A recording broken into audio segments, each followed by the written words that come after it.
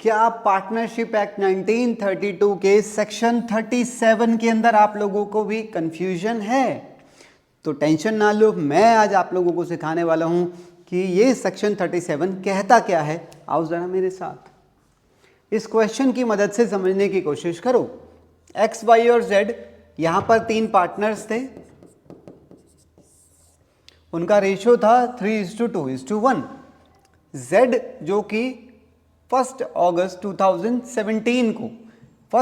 2017 को यहां पर जेड की डेथ हो जाती है या जेड रिटायर हो जाता है, व्हाटएवर, ठीक है।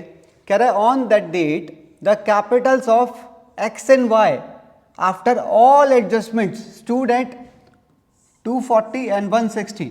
तो बेटा जब आप यहां पर जेड का रिटायरमेंट या जेड की डेथ हो जाती है तो रिवैल्यूएशन पार्टनर्स का कैपिटल या बैलेंस शीट आप बनाते ही हैं। तो यहां पर ये आपको एक्स और वाई के बैलेंसेस बता रखे हैं। सारी एडजस्टमेंट के बाद जब आप यहां पर सारी एडजस्टमेंट कर लोगे तो एक्स और वाई का जो बैलेंस है वो 2,40,000 और 1,60,000 है। और क्वेश्चन में क्या लिखा हुआ है, the amount due to Z was not paid by X and Y until 31 March 2018। कह रहा है जो जेड का जो बैलेंस था वो कितना था, यहां पर हम ये देख लेते हैं। कह रहा है जेड का जो बैलेंस था वो 1 लाख था। जेड का जो बैलेंस था जो हमने उसको देना था वो 1 लाख था। कह रहा है कि एक्स और वाई ने जेड का ये पैसा ईयर के एंड तक भी नहीं लौटाया। तो आज यहां पर जेड के पास क्या क्या ऑप्शंस अवेलेबल हैं ये सेक्शन 37 में बताए गए हैं। तो वो दोनों ऑप्शंस मैं आपको आज यहां पर बताने वाला हूं। अब सुनना, अब क्योंकि जेड का जो पैसा था वो 1 लाख था और यहां से लेके यहां तक जो मंथ बनते हैं वो बनते हैं 8 महीने।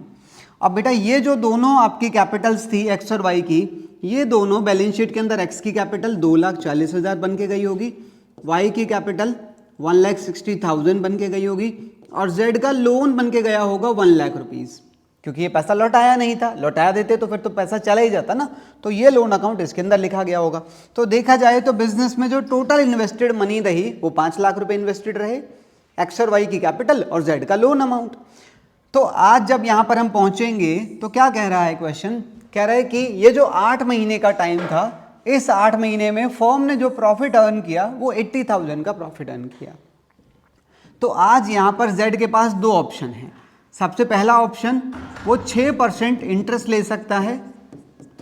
अब वो इंटरेस्ट कैसे कैलकुलेट होगा मैं आपको बताता हूं। उसका अमाउंट कितना था, 1 लाख, तो वो 1 लाख का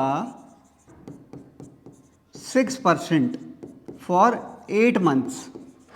तो ये पहले ऑप्शन के हिसाब से अमाउंट निकाल लेते हैं, 1 lakh into 6% divided by 12 multiplied by 8। तो बेटा पहले ऑप्शन के हिसाब से वो 4,000 का इंटरेस्ट ले सकता है पहले ऑप्शन के अकॉर्डिंग। और दूसरे ऑप्शन में देखते हैं उसके पास क्या है दूसरा ऑप्शन। दूसरे ऑप्शन में वो 8 महीने का प्रॉफिट भी मांग सकता है। हालांकि वो पार्टनर नहीं है, पर क्योंकि एक्स और वाई ने उसके पैसे के बारे में कुछ कहा नहीं, कुछ बताया नहीं, बस उसका पैसा यूज करते रहे, इसीलिए उसको उसके अमाउंट के बराबर का प्रॉफिट भी लेने का हक है। अब वो प्रॉफिट कैसे कैलकुलेट होगा समझो।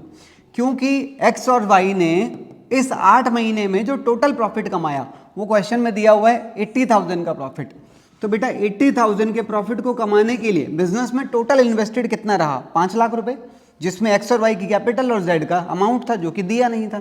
तो टोटल 80,000 रुपए को कमाने के लिए जो टोटल इन्वेस्टेड था वो 5 लाख था और इस 5 लाख में जेड का कितना था, 1 लाख। तो अब आप इसका प्रपोर्शनेट निकालेंगे तो इसका अमाउंट आ रहा है 16,000। तो अब आप यहां पर ठीक से देखिए जरा, कोशिश कीजिए। पहला ऑप्शन के हिसाब से अमाउंट आ रहा है 4,000, दूसरे ऑप्शन के हिसाब से अमाउंट आ रहा है 16,000। अब बेटा डेफिनेटली यहां पर सीधी सी बात है कि जो जेड है, जेड के पास पहला ऑप्शन 4,000 है, दूसरा ऑप्शन 16,000 है। यार वो पागल थोड़ी है, वो डेफिनेटली बड़ा वाला ऑप्शन लेगा।